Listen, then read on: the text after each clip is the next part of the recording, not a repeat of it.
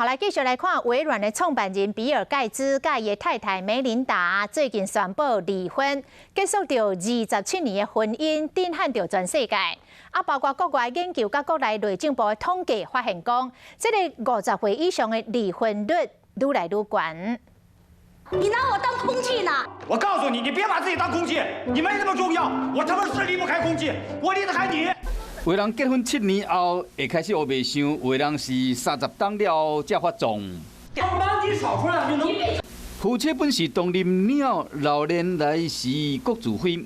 依照内政部的统计，民国102年到108年离婚的结婚30当以上的银发夫妻，2435对，增加到3143对。结婚的时，咱会祝福新人永浴爱河，这条爱河就强要收甲要出海啊！是安怎到食老的时，两个人会想要放手？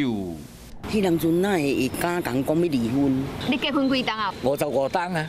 结婚哦，真无自由哦，代志搁侪，来离婚好。袂，较早的人哦，较老实。你冤家拢是安怎好？咱查甫人小娘一个，减讲一个减讲一句。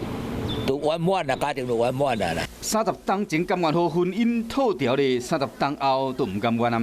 内政部统计，65岁以上离婚的男性，民国100年是1839个人，到民国108年是2133个人。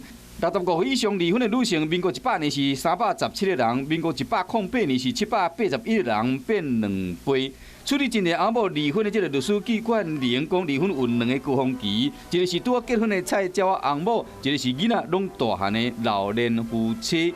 若是食老才离婚，就不是一时的冲动。一直以来都是家庭主妇。你说他真的要离婚的时候，他什么都没有。然后即使他想要争子女结婚，他也不见得争得到。靠着婚龄的延续，他就累积相当的资产。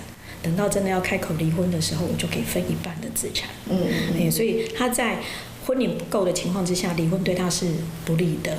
食老离婚要有相当的拍算，等囡仔大汉嘛等有钱，就是老来离婚的良辰吉时。若是无度100年好合，不如就互相祝福。